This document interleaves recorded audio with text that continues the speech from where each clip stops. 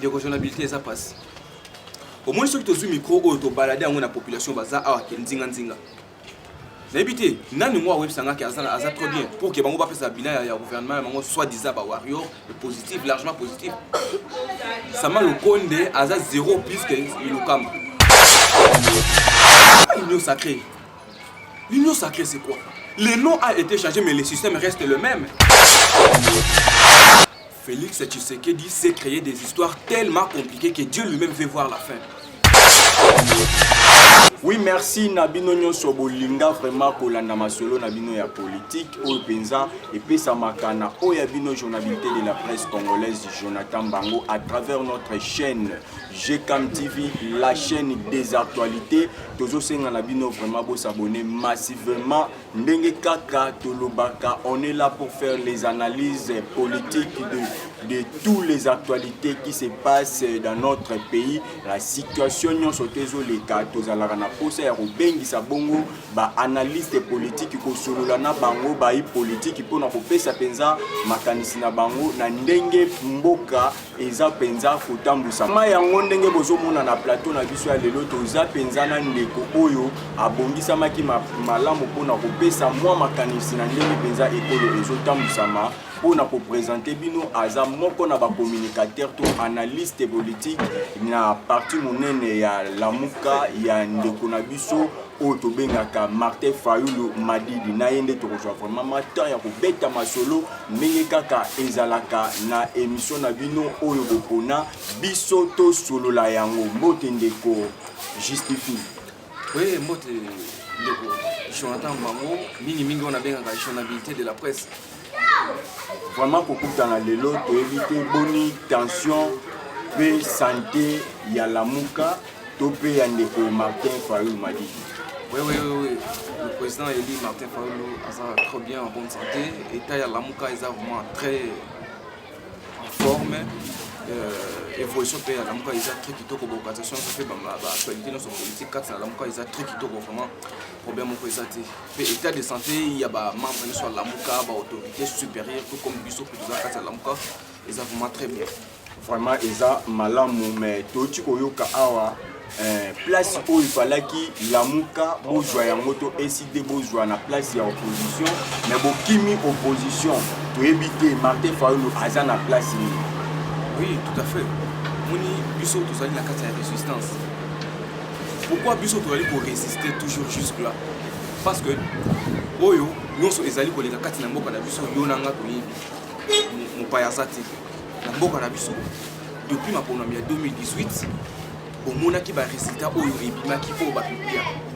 C'est-à-dire biso to zala toujours convaincu que biso ne Martin Fayulu a gagné l'élection. C'est pourquoi Nayango, kota la paix ba réalisation à Cambonioso, mboka etambola kanene ko esengeli ko tambola te. Alors, yango tozali na kati na résistance jusqu'à ce que peuple a retrouvé pouvoir naie, aux ali fauteuil naie quoi. Oyo ezaki représenté par Martin Fayulu parce que Martin Fayulu azaki on a placé par peuple congolais. Tout à fait. D'ailleurs, plusieurs personnalités politiques baloba yango na ba média. Martin Fayulu, c'est lui le développement de ce pays. Martin Fayulu, c'est les changements dans ce pays s'appelle Martin Fayulu. Même ceux qui sont Martin Fayulu, élection 2023, Tokyo, qu'après c'est Penge Penza, Autiko, Peta, c'était ma casse à mettre en garde na glissement, topé na tricherie, et pas à moi, Namboka Félix Tshisekedi pour la élection 2023. Est-ce que Lamuka to décidé boza prêt à requérir l'élection avec IDPS? Papa, na l'élection, tout à fait, to lobby dans makambo ya glissement na l'élection to lingi tamkete. Glissement non, parce que ceux qui toquent sur la glissement na mboka oye que na 2023 l'élection est limité. C'est-à-dire toquer ko kunda pena mboka. Parce que état oyo mboka ezaleli. Ba tous ba oya ba fanatique, ba politique ya fanatisme. Ba liko loba. Oh, mboka ezaki otambola ezotambola kitoko eza trop bien. Mais to éviter to évoluer en lelo oyo na plateau na. Zomona.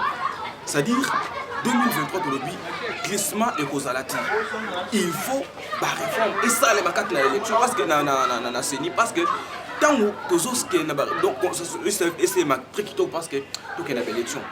Alors tant que na élection il faut ba élection la transparente et crédible afin que le peuple a retrouvé pouvoir na. Parce que là on est zo bangi sabino na koloba parce que nanu to komi pas même 2022 et là on est zo bangi sabino na komona que marche ndenge zo kende Félix Tshisekedi aza prêt pour na retricher l'élection. Oui, tout à fait belle question mais il y aura ça. Biso zo banga te, zo banga koloba te jusque là OEP toujours ça koloba. Ça dit toujours na kacha ko dénoncer. Dernièrement le jour là on a organisé une marche on était devant le parlement du peuple. Toi aller ko senga dépolitisation à Seni. Institution on est singleté la politiser. Quand on dit commission indépendante, c'est-à-dire moi indépendante, c'est ngolo bani ne ba congolais. Et ça le côté ya batuté. C'est-à-dire single que batu bazana na kati Seni faut bazala indépendant. Bazo dépendre na montuté. Bazala batu mo bazala sembo. Bazana vérité pour que ba proclamer résultat au ya peuple. Est-ce que tu as le résultat imaginez mon droit mais c'est nang. Oyo a falsifié ba élection ba résultat en 2018. Moutazo proclamer résultat azo ko ko lobate. Ozo mona ke moutazo lo balika mais aza sûreté makamba solo. Aza convaincu. Atali na ba papier, atali monsieur Moutou après ayo ko loba na ba hésitation nyonso. Et ça l'a raté.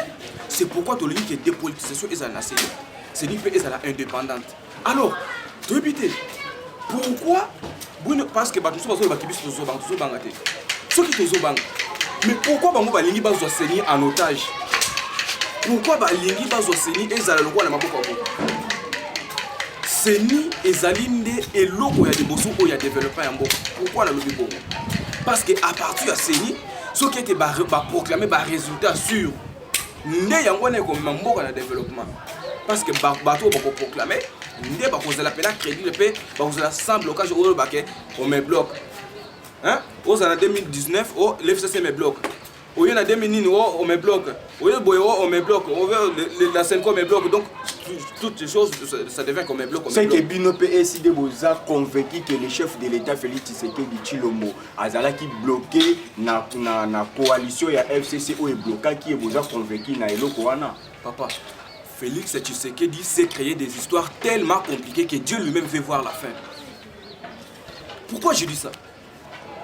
Bon, et il y a Félix Tshisekedi na bokonzi, c'est là qui m'a béi. Tout à fait. Bissonio Sotolandi, Toyebi Yango. Félix Tshisekedi est venu au pouvoir par désaccord avec M. Kabila. Avec M. Kabila. Alors, Yo Tozali na Katia Bako, qu'est-ce que tu vas réaliser Yamoudouya? Parce qu'il n'a pas gagné les élections, ça nous le savons tous. Il n'avait pas gagné les élections. Il est placé là. C'est pourquoi il y a un moment où le col a commis un ayo qui est l'Engia Bokonzi, à l'Engi Mena, à Kangapé Séné en otage pour que 2023, glissement est là, ou soit tricherie est là. Oui, tricherie est causalité. Tokokena Makampo, on a 6 mots na souka. Glissement et causalité. Vraiment, n'engue aux la nation à média, nous sommes éléments de l'Oba, ça dit tout à mon côté.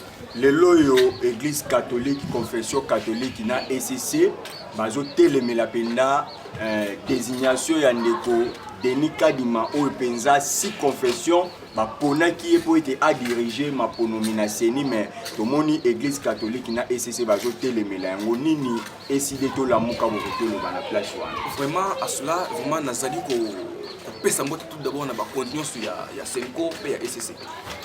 C'est ça le patriotisme ya mboka. Vous comprenez? Et sinon comment l'église catholique na SCC bazali contre Félix Tshisekedi té. Bazali contre beaucoup de Félix Tshisekedi té. Mais balingi ne sembo parce que lelo oyo tozali komona IDPS ba komi ko finga basango. Tout le monde nous avons suivi.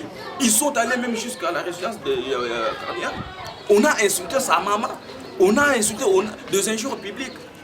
Bisson Stolandi en haut.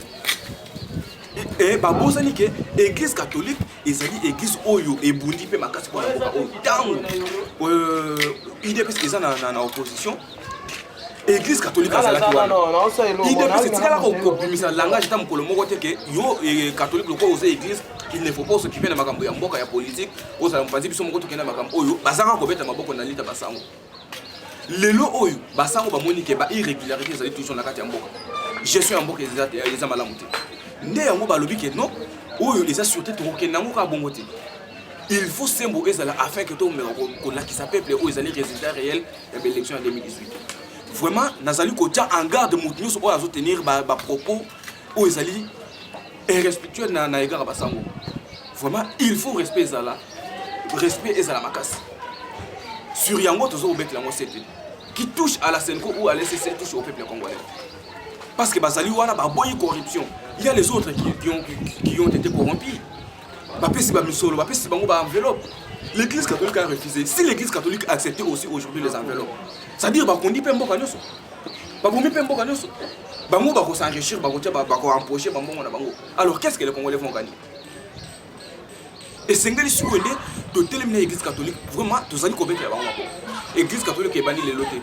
Parce que ceux qui est l'église catholique qui est contre bango ndenge bazo retenir ba propos j'espère que l'année passée il fallait mais les autres ont montré toutes les nostalgies à l'église catholique et nous allons dire et ça la falsifier et pas pourquoi pas que soutenir les 6 confessions au Baponi Denika du matin qui président Yasseni bango baza 6 pourquoi pas que soutenir bango mais soutenir confession moko top église catholique non la confession on a soutenir Kadima c'est-à-dire ils ont reçu des enveloppes. Ils ont pris de l'argent pour que Kadima soit passé. Parfois, soit Kadima soit placé là. Mais d'ailleurs, ces Kadima-là, on les connaît bien. C'est un proche de Félix Tshisekedi. Kadima. Alors, le peuple n'a pas voulu le nom de Kadima à la CENI. Qui veut imposer le peuple? Si l'église catholique se bat aujourd'hui, l'église catholique a retiré ça au côté na Bokondi. L'église catholique a préparé et Botoko na place à CENI malgré que Denis Kadima na et Botoko na marambo itali compétence Denis Kadima zamp likolo makazi mais na place wana mais compétence le peuple est aligné peuple est aligné mutu le peuple était église catholique c'est quoi parce que au moins l'église catholique azo défendre ba valeur on était pour na besoin na pour na bien-être ya congolais parce que l'église catholique ba reçoit papa Bessou muté ba na place wana ba reçoit sango moko boité ba place wana bato ba okena maponu candidat pe na église catholique azate na 2023 c'est-à-dire candidat congolais so wa kozala wana o akomona ki abimi vraiment réellement ndé wana ndé sango wana ndé papa et tout kondia ko proclamer alors Kadima nous ne voulons pas parce que Kadima d'ailleurs on a vu plusieurs de ses tweets qu'il a tweeté c'est un fan de Félix Tshisekedi c'est quelqu'un qui il fait des choses par fanatisme alors on n'a pas voulu ça to boyé yé azala écarté parce que akozala wana ti. D'ailleurs, dans tous les médias, peuple a lobby que Bino Boyal, que lobby la biso, Bino Boyal, vraiment que lobby Kadima a convaincu la CENI pour que l'élection est à la falsifier, les choses est à la triquer. Le président, le premier ministre Sam Lukonde vient de présenter 100 jours naé, bilan 100 jours naé largement positif au pensateur ko présenter yango to ebité makanisi na bino ezandeni parce que tote komona awa bila ya ilukamba batunyo surtout balelaki ba pesi mais le président et le premier ministre Sam Lukonde avec les Wario va tout représenter bilan na bango il y a 100 jours positifs wana pe borobo yango kaka de raisonnabilité ça passe. Au moins ceux qui ont micro ou to balader dans la population baza a nzinga nzinga. N'habité nani moi web sanga qui a trop bien pour que bango ba faire sa bilan ya gouvernement bango soit disant ba warrior positif largement positif. Sama Lukonde aza 0 plus que Ilukamba. Mais papa, c'est quoi l'union sacrée? L'union sacrée c'est quoi? Le nom a été changé mais le système reste le même. Nous avons vu Matata Pone a été protégé par ce gouvernement des warriors. Mais c'est quoi l'union sacrée vous venez? Mais Sama Lukonde, bon peut-être largement positif. Otali santé Sama Lukonde azaki nango liboso. Au moins santé comme nango siko mabundi mata mais kiti siko comme kitoko aolia kitoko misolo comme na makoki. Ndé on a positivité ya gouvernement na ye. Résultat bilan na ya 100 jours. Donc on a la muka 100 jours ya Sama Lukonde est négatif. Non seulement pour la Lamuka mais pour le peuple congolais, le gouvernement le 100 jours, il y a Sama Lukonde ESA largement négatif, P00. Pour ESA la positif, ni ni pense sengela qui a ça la pour le lobondi mayango qui est ESA positif. Voilà. Oui, nakati ya gouvernement. En politique, les politiciens doivent être les hommes de surprise. La politique n'est pas là pour venir promettre aux gens. Un bon politicien qui a besoin de réellement de sauver son pays, ce peuple. Un policier doit être un homme de surprise. Pourquoi des surprises, j'ai dit ça? Vous dormez, vous réveillez le matin, bazo apprendre binoke, carton en pied de Kitaki, na $10. Vous savez, bola li bola mki na tongo ba biso binoke facture tozaki na réunion na ba continuer so kuna ba proclamer facture ya Snell et Kitaki comme na $5 congolais ça va nous foutre $5. Il y a régie des eaux Kiti, transport éthique à les 500 francs ti les destinations. Donc, peuple n'est pas convaincu dans Makamba Bongo. Mais quand on fait en politique, toujours on veut promettre. Mais les peuples sont fatigués des promesses. Et papa.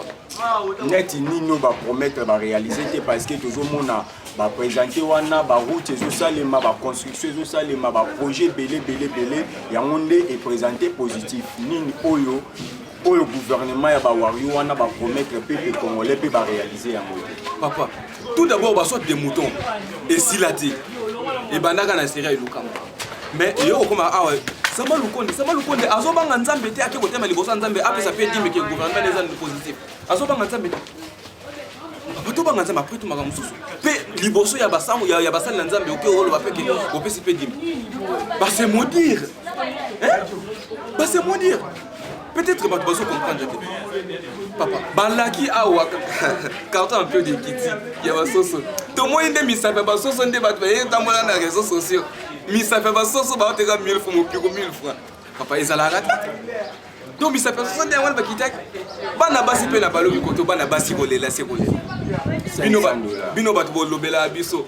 Ndenge ni ça dit ba soso ngo baloba ki Kiti ezaki ndé biso basi ba to Kitaki. Moi je me suis dit non. Et ça bino basité. Bozali batu. Ba ko imposer valeur na binoté.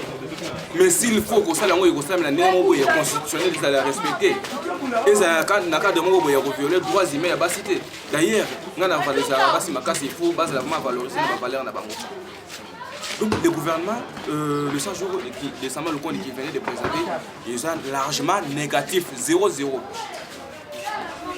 Vous savez, en politique, tous on a été pour que tu aies un coffin. N'a pas les canabas médias pour n'avoir un coffin. O ezali ya mutu ya tokolobake eza boye.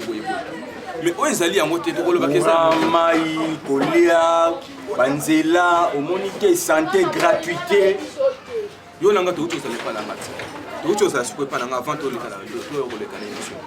To meliti to nzala. Pour ezate poto salati. Poto sala cafetier eza pour ezate. Qu'est-ce qu'on appelle la positivité de la gestion du gouvernemental? On appelle ça un bilan, il y a un gouvernement qui est positif par rapport à la réalisation œuvre où est mon année.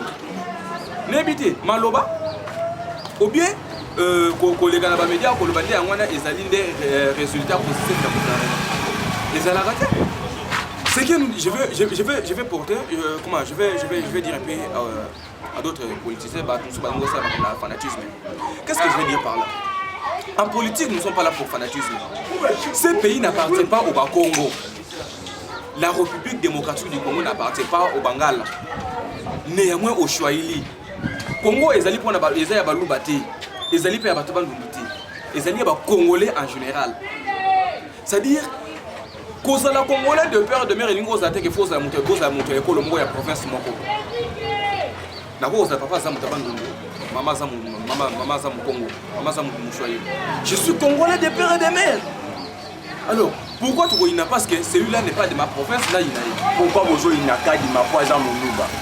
Non, il n'y a qu'à dire parce que ça oui. Il n'y a qu'à dire parce que ça Moulouba. Parce que le cardinal précise bien que na Seni, il ne faut pas battre Moulouba. Papa, c'est un tribalisme. Mon frère, d'ailleurs, aux hommes, on a pas de nomination, on a pas poste, pas directeur, tout. Ce sont des mêmes provinces qui se passent. Après tout. Et ça l'a raté. Moi, Ngaï, Ngana Zolo Bala micro, maman n'a pas mon 100%. Papa n'a pas mon tabac. Qu'est-ce que le score? Il s'en a la contre pour nous. Compétence nini ya Seni oyo esida ko proposer na église catholique. Oui, bon, on va proposer une église catholique na Seni et Seni. Na Seni et Seni est indépendante peu dépolitisée. Est-ce que Kadima azana politique parce que azape na IDP Kadima azane mutu ya kimbangiste. Azana mais bakimbangiste na baki Kadima est déjà en politique. Et son arrivée à la présidence de la CENI est politiquement. Agent la partie politique. je ne sais pas son parti politique, mais c'est un envoyé de l'UDPS. Qu'est-ce que je... Combien de fois je peux le dire? À chaque fois, dans le barangon, c'est un envoyé de l'UDPS. Si vous voyez, qui fanatise Kadi? Ce sont les militaires de l'UDPS. Les militaires de l'UDPS sont allés en insulter. Nanga Oya Lekaki, Azala na parti politique. Est-ce que Seni, il y a Joseph Kabila, Zala qui dépolitisé ou bien Zala qui politisé? Seni à Joseph Kabila. Seni à Joseph Kabila et Zala qui Fourgibourg. Et Zala qui, l'expression m'échappe encore par là. C'est ce que M. Tshisekedi veut copier. C'est ce qu'il veut copier. C'était largement politisé. Politisé. Mais Senanga n'était pas indépendant. Il était télécommandé. Mais Senanga était guidé, imposé. Tu fais ceci, tu fais ceci, tu fais ceci. Hein? Le niveau de la fraude qui s'est passé à monter. Et ça qui souka. Donc si je comprends bien, na dossier wana soki mutu oya bimi na église catholique, candidat à Seni soki abimi na église catholique, wana Seni eza dépolitisé. Et ça vraiment parce que l'église catholique n'a jamais été corrompue. Ah, église maluma lo utarawapi. Aza wapi lelo oyo. Mais aza utarawapi. Aza wapi, ça dit catholique.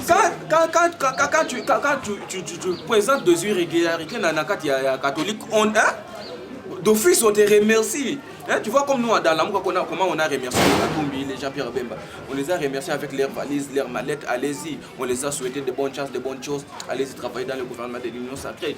Mais aujourd'hui, voilà ce qui se trouve. Il y a des plaies et des grincements dedans dans ce côté-là. Il y a des plaies du camp de M. Katumbi. Il y a des plaies du côté de M. Bemba. Il y a des grincements du côté de Kabouya. Kabouya aujourd'hui recadre tous ces gens-là. À recadrer Katumbi na Bemba. Et ça n'a sens. Ce n'est pas ça la politique. Peu conseil n'a comporté na M. Kabouya. Ce n'est pas ça la politique. Politique c'est le mabongote azali da papa za mukolo. Il faut que tu aies des propos moko boye eza responsable. Nanda kutanga le kana ba media bana ne balanda kaye. Hein? Des propos qu'il a tenus. Et il a même publié que Jésus allait répondre à la justice. Qu'est-ce qu'il est allé répondre? Quand on peut analyser les propos de Jacques Ndal et celui de Augustin Kabouya, qui il faut aller en prison? C'est Augustin Kabouya. Mais aujourd'hui, Jacques Ndal se retrouve en prison. Alors, ce n'est pas ça la politique. Nous faisons la politique pour défendre les vraies valeurs du pays. Nous faisons la politique pour défendre les Congolais en général. Nous ne faisons pas la politique pour être extraordinaire. Chadari Oya Lobarake, Mote Kopela, voilà. Soki Bosali, pourquoi pas à la prison? Yango na lobby. Ba propos ya tenaka nani Jacques Ndala. Na Oya Kisaka Boya. S'il faut arrêter ça. Bongo Chadari. Chadar, oui, s'il faut arrêter Chadar. Ce sont des propos vraiment. C'est que tout le état des droits, ils ont tambola na ba norme vraiment malam. Parce que comme on a malgré les propos au Chadar à l'Obara, quand on dit déjà malgré, c'est-à-dire erreur ezali. C'est-à-dire droitité ezali. Donc c'est vrai ezali nakati il y a état des droits. Donc ce n'est pas ça. On a décidé l'état des droits, fonctionnement il fallait ça les maner. L'état des droits, quand on parle de l'état des droits, la catégorie qui est montou au hasard pouvoir, au hasard opposition, au hasard résistance, au hasard boy. C'est-à-dire l'état des droits, il faut ezala manifester partout. Tous les côtés doivent se sentir à l'aise que réellement moto bakangié, c'est hasard na méré na yé. État des droits peut s'agir de ligner le bateau qui faut de na ba popo ya kofinga. Ils sont agressifs. Non. Ce n'est pas ça. Il faut que tu aies la propos responsable. Parce que quand on parle de l'état des droits ne veut pas dire que l'expression la liberté d'expression au bas de l'ordre public. Non, ce n'est pas ça. Augustin Kabouya lui-même est en train de tout d'abord de perturber l'ordre public. Donc, par propos n'est pas vraiment responsabilité. Alors, Katumbi et Bemba sont des grandes personnalités à Mboka na biso. Alors, qu'est-ce qu'il a dit? Il dit Batiaki Mapeka na Genève. Aujourd'hui, c'est entre les deux pieds. Tu vois? Donc c'est-à-dire, tu vas y bolinga qui comment tu vois que de biloko on est toujours là-bas. Baloba qui on est contre toujours combattre bazo bunisa bango.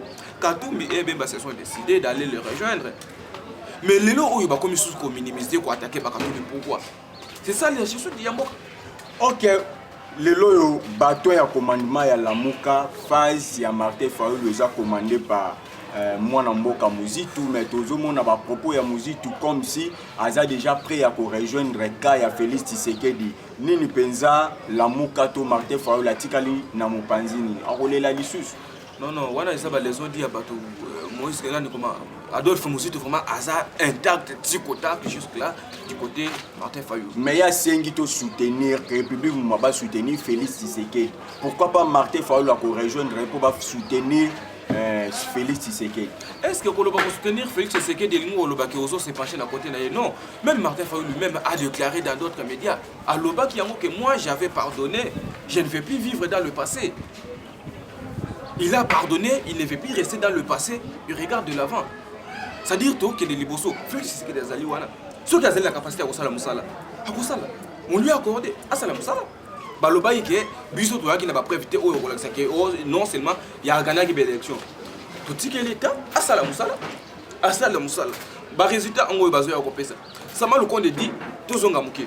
Ça m'a le compte dit, gouvernement est largement positif. État de siège, zéro. Largement zéro. Le massacre continue à l'est du pays. Je compatis à chaque fois avec le compatriote de l'Est de la République. Le massacre est allé continuer. Moboulou est allé, Passe est allé, Nzala est allé. Finalement, il faut qu'on le banane pour que les Congolais, les politiciens congolais, comment à mesure que Mboka est allé ma belle.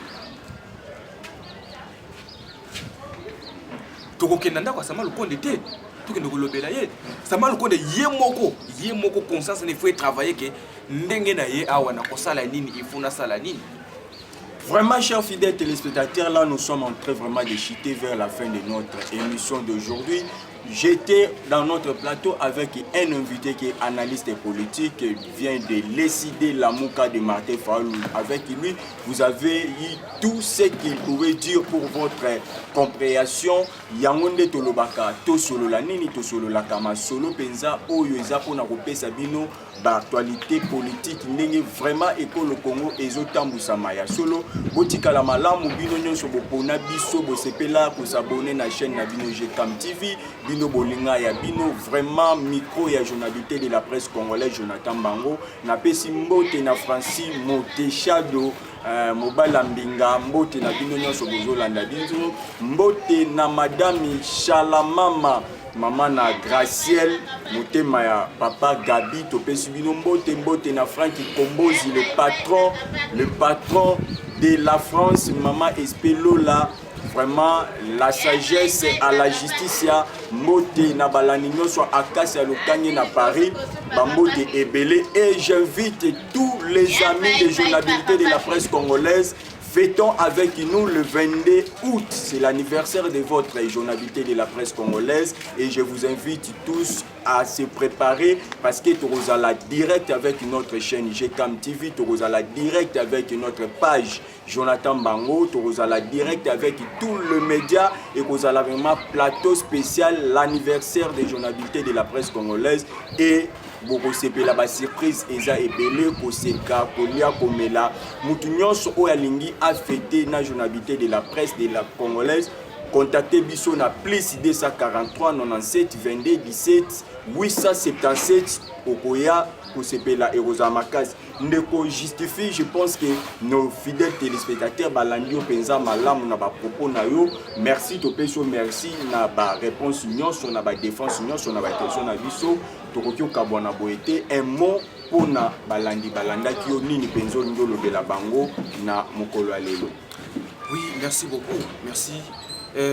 Maloba Soukeza que na ko pesa moi conseil mukie na ba politiciens congolais. Ba politiciens congolais, tozali ko la politique ya fanatisme té. Tozali ko la politique ya division té pour aux succès. Tozali ko la politique ya division té ya tribalisme té. Je ne sais pas, à chaque fois nazali ko yoka makambo ya tribalisme ezali ko ba mingi kati na mboka na biso. Mais eloko moko na souligner eza que bato bazwa indépendance ya mboka na biso. Est-il vrai que bazalaki ya ekolo moko ya province moko? Bato bazwa indépendance ya mboka na biso. Est-ce que bazalaka na ba message tribal? Est-ce que bazalaka na ba propos ya division? Si réel bazalaki na ba propos ya division, ba message ya tribalisme. Est-ce que bangaka ba koma a mesure à cause de indépendance ya mboka na biso? Alors pourquoi ba biso auto tikali lelo? Tous on a des exemplaires qui a kolanda bango. Tout banda kolancer ba message ya division pour mieux régner. La ligne makambo ya tribalisme c'était na mboka na biso. Politique ya division non et non plus na kati ya RDC. Et là on a souligné ça que yo ndeko congolais nyoso ozotambola na nzela ozala mukongo muluba mushwaili oyoki muninga mususu afingi yo muyaka afingi yo muluba kende même na la police oza pembeni porter plainte kangi ça y est puisque congolais azali mutu ya koyina na te azali mutu ya kokabwana te ya kofinga na te aux politiciens congolais na kosenga na justice à des fois il faut interpeller ka ba politiciens ou ba grande personnalité bali toujours contenir ba pour ya division ba message ya division. Ça n'a pas de sens. Vraiment merci, nous sommes à la fin. Nabosana qui vraiment les grands Gérard Irachomba, Vincent Kaloudji. Ne tirez pas place aux arts vraiment bambote ya ebele mbote nabino nyonso bolanda ki biso lelo to komi penza na suka boti kalawana pour continuer toujours ko s'abonner bolanda biso to pesi bino mbote mbote na la prophétesse Esther Céline depuis Allemagne bambote ebele vraiment to suki wana pona lelo.